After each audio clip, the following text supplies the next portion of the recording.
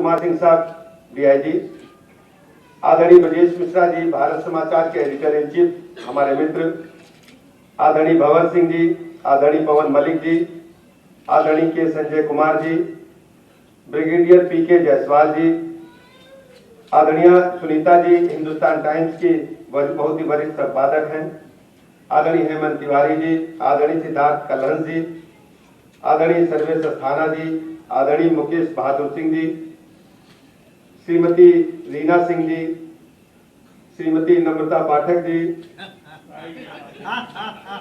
श्री सुधीर श्रीवास्तव जी, श्री संदीप कोहली जी, श्रीमती अनुराधा गोयल जी एवं विशेष रूप से यहाँ उपस्थित देश के जाने माने आदरणीय संतोषानंद जी, उपस्थित सभी कविगण, भाइयों तथा बहनों, आईटीबीपी के सभी हमारे भाई, उपस्थित प्यारे बच्चों,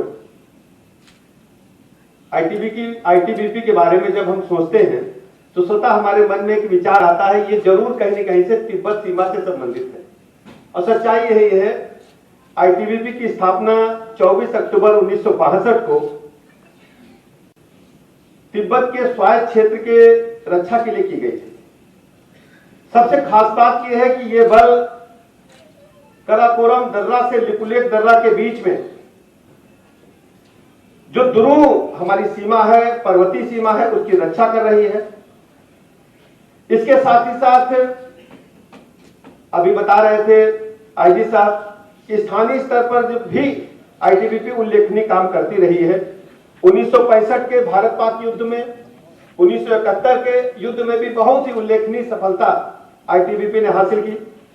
सबसे खास बात यह है कि आईटीबीपी की ड्यूटी जो है सामान्यतः दुरू क्षेत्रों में ही लगती है। बहुत कम ऐसे अवसर आते हैं जहां इनको सामान्य परिस्थितियों में काम करने का अवसर मिलता है, और ये एकमात्र फोर्स है जो देश सेवा के लिए समर्पित भाव से राउंड द क्लॉक काम करता है। ऐसे सफल आयोजन के लिए मैं आयोजकों का हृदय से आभार प्रकट करता हूं, मुकेश जी का आभार प्रकट करता हूं कि आजादी के अमृत महोत्सव के शुभ अवसर पर स्वतंत्रता दिवस के दिन एक शाम आईटीबीपी के नाम आपने कार्यक्रम का आयोजन किया।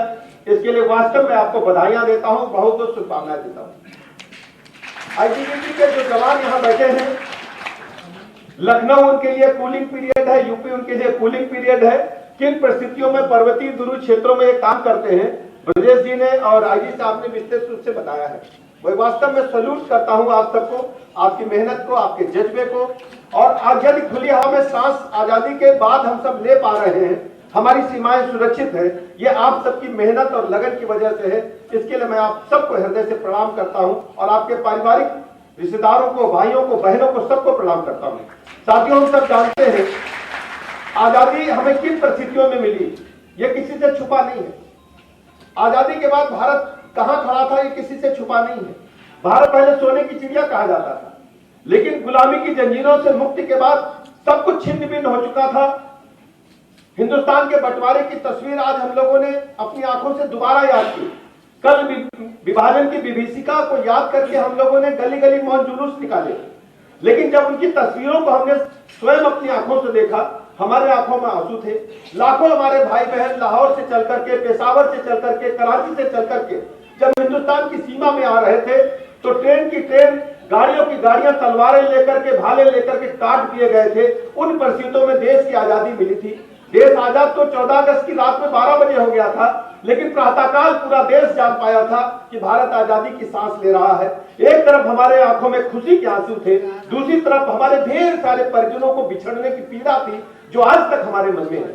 हम ढेर सारे ऐसे लोगों से कल शाम को मिले थे जो आजादी के बाद हिंदुस्तान वापस लौटे थे, पाकिस्तान में अपनी हवेली को छोड़ करके आए थे, पाकिस्तान में अपने रिश्तेदारों को छोड़ करके आए थे, पाकिस्तान में अपना कारोबार छोड़ करके आए थे। उस विभीषिका को याद करेंगे तो आज भी आपके रोए खड़े हो जाएंगे। उन परिस्थितियों के बाद जिस तरीके से भारतीय सेना ने, पैरामिलिट्री फोर्सेस ने भारत की रक्षा का बीड़ा उठाया है, मैं कह सकता हूं दुनिया की सर्वोत्तम फोर्सेज में से आप सब शामिल हैं। आईटीबीपी को साधारण फोर्स नहीं, दुनिया की सर्वोत्तम फोर्सेज में से शामिल हो। मुझे अभी बताया गया कि दुनिया के कई हिस्सों में, अफगानिस्तान जैसे दुरू क्षेत्रों में आपने जाकर वहां पर काम किया है और अपनी ड्यूटी को ठीक से परफॉर्म करने का काम किया है। आदरणीय